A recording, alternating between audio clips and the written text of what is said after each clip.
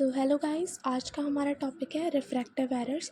Refractive error क्या होते हैं, ठीक है। तो अब हम पढ़ते हैं। Refractive error means that the shape of your eyes does not bend light correctly resulting in blurred image. The main type of refractive error are myopia, hypermetropia, presbyopia and astigmatism.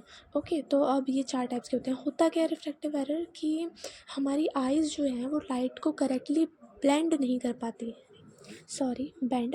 तो अब क्या होता है कि रिफ्रैक्शन का काम क्या होता है कि लाइट आती है, उसको फोकस कराना होता है रेटिना पे, ठीक है। बट अब रिफ्रैक्टिव एरर के केस में क्या होता है कि रेटिना पे फोकस नहीं हो पाता है, और जिसका रिज़ल्ट क्या होता है कि इमेज जो बनती है आइज़ में वो ब्लर होती है, ठीक है। जिस पर्सन को रिफ्रैक्टिव एरर होता है उनको क्लियरली दिखाई नहीं देता है।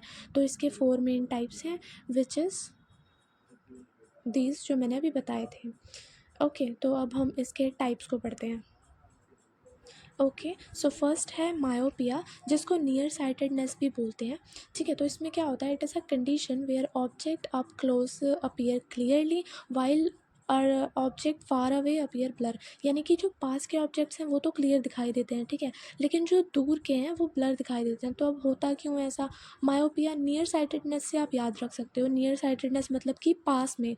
तो इसमें क्या होता है कि लेंस की जो इमेज आ रही है, ठीक है, वो रेटिना से पहले ही बन जा रही है, रेटिना से।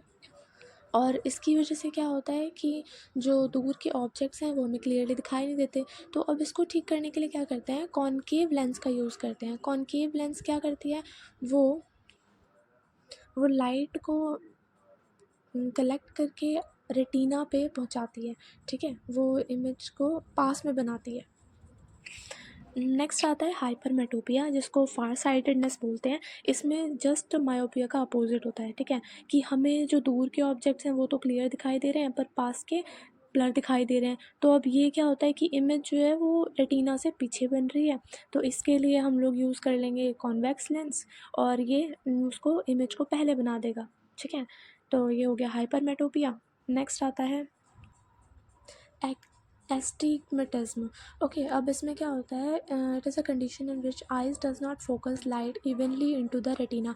मतलब आइज़ जो हैं वो रेटिना पे इवनली फोकस नहीं कर पा रही, मतलब एक पॉइंट पे भी नहीं कर रही, पहले भी नहीं पीछे भी नहीं। ये जो है इसको लाइक दो इमेज समझ लो, ठीक है, कि दो इमेज दिखाई बन रही हैं रेटिना पे। तो इससे क्या होता है, this can cause image to appear blurry and stretch out, ठीक है, वो ये ब्लर दिखाई देता है। और इसके लिए अब इसको ठीक करने के लिए क्या करते हैं, सिलेंड्रिकल यहाँ पे लेंस का यूज़ होता है। इसमें सिलेंड्रिकल एरर्स अकर होते हैं, और इसमें ना तो पास का क्लियर दिखाई देता है ना ही दूर का दिखाई देता है। ओके, तो फिर इसमें सिलेंड्रिकल मिरर का यूज़ करते हैं, जो कि उसको एक पॉइंट पे रेटिना पे बनाता है इमेज को। नेक्स्ट आता है प्रेस बायोपिया। ये होता है एज रिलेटेड। अब ये प्रेस बायोपिया जो है ये होता तो सिमिलर है हाइपरमेट्रोपिया से।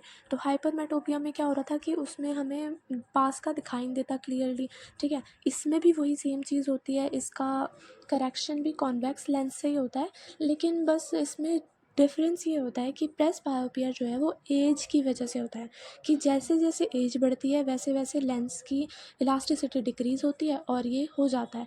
जैसे कि ये देखो, प्रेस बायोपिया में क्या है कि इमेज जो है वो पीछे जाके बन रही है, जिसकी वजह से हमें पास के ऑब्जेक्ट्स क्लियर नहीं दिखाई देंगे। और इसको करेक्ट करने के लिए जब हम कॉन्वेक्स लेंस लगाएंगे तो फिर वो इमेज को रेटिना पे बनवाएगा। ओके, तो ये हो गए। और इसके डायग्नोस्टिक एवोल्यूशन में हम लोग डायलेटिंग आई ड्रॉप्स दे सकते हैं, जो कि इनको ठीक करती है मैक्सिमम को। Thank you for watching, like and subscribe.